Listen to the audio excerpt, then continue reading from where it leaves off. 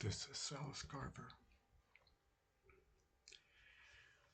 This morning we're going to talk about the Christopher Public Library, and it's located at 318 West Market Street in Christopher. The library was built back in 1966. The new facility constructed that year, replacing the previous smaller rented or remodeled location used by the library since its initial organization in 1927. The current library is governed by the city of Christopher, and we all know now that Christopher got moved from one area down to a unpopular area of Christopher. It was moved from across the street from the old fire station, and it's where the 911 office is now. So, shouldn't the 911 office get moved to the fire station and the library moved back to where it was? It's bigger. That way we can get more books for the library, and need a draw to help draw attention to the library. I remember growing up, and Saturdays we'd go to the library for story time, and I believe the one story was the Willy Wonka chocolate factory, and at the end of it we got a Willy Wonka bar. Of course there was no golden ticket, but Willy Wonka, it was pretty good. So when I was there, my favorite book was this little bitty novel about ants. A-N-T-S. Yes, not the Aunt and Uncle, but the very powerful ant. So of course I went in there and I started looking for the ant book, and of course the librarian asked me what I was looking for, and I told her what book I was looking for, and of course I knew that it was no longer there. I just had to. Just wanted to see if it was, because back then and now, I'm sure that book would have been damaged. But where do books go after they leave the library? Do they go to prisons? Do they get recycled? What exactly happens to the library books that leave the library officially, not someone renting them out for a read?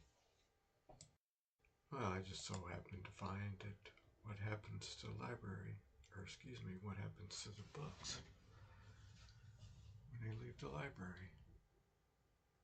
Libraries regularly weed books to make the room for the new ones and keep the collection accurate and safe.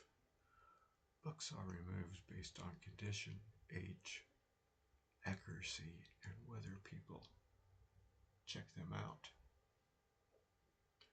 Once a book is weeded, it goes several places.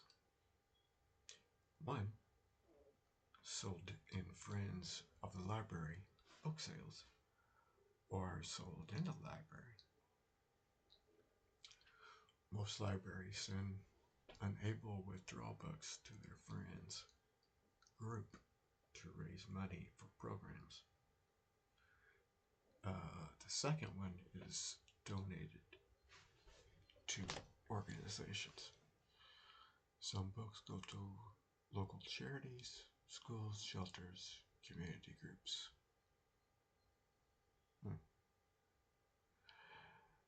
The third one is sent to companies like the Better World Books.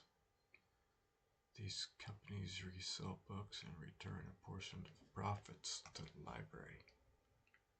I tell you what, Christopher's library is definitely getting ripped off. And last but not least, recycled.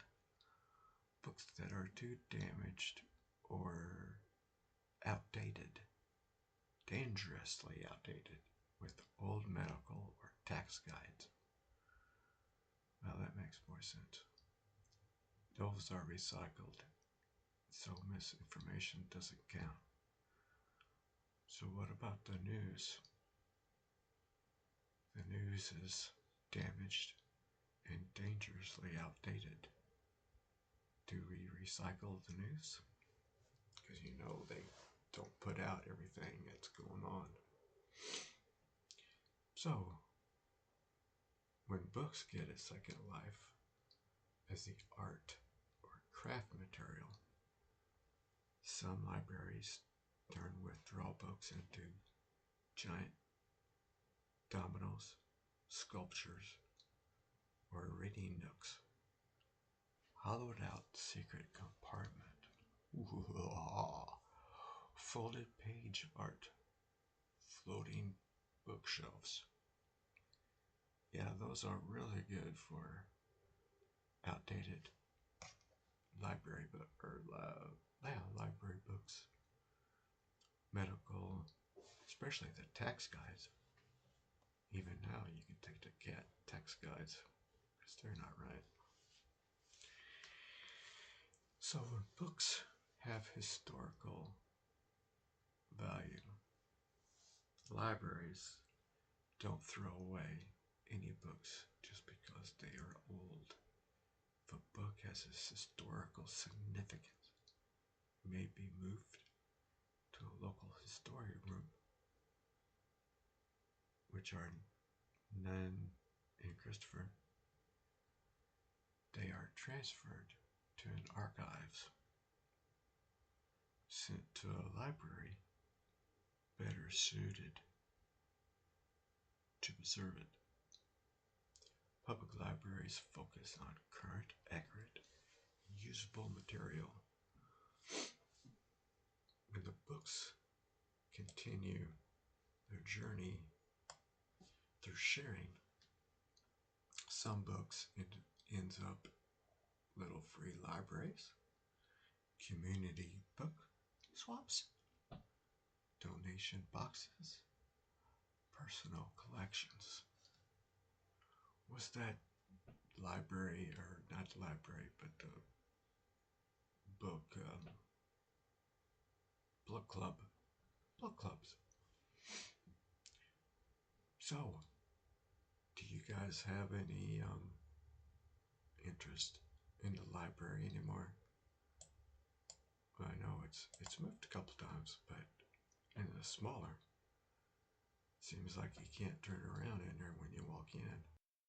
I think that the library should be moved again back to where it used to be, and the 911 center move over by the fire station. You know, if you want to be really bad, they tore down that old building across the street from the old Vicret's garage used to be, where City Hall is sitting now. That old building right there would have been a good spot for the 911.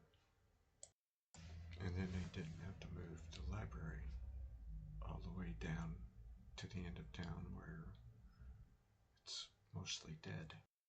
So the library is now on 202 East Market Street.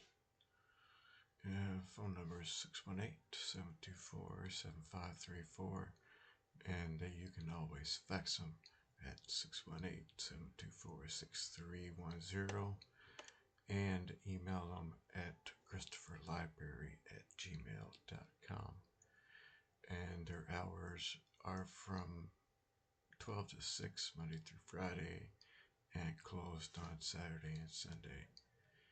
If you need copies or printouts, black and white are 25 cents per page.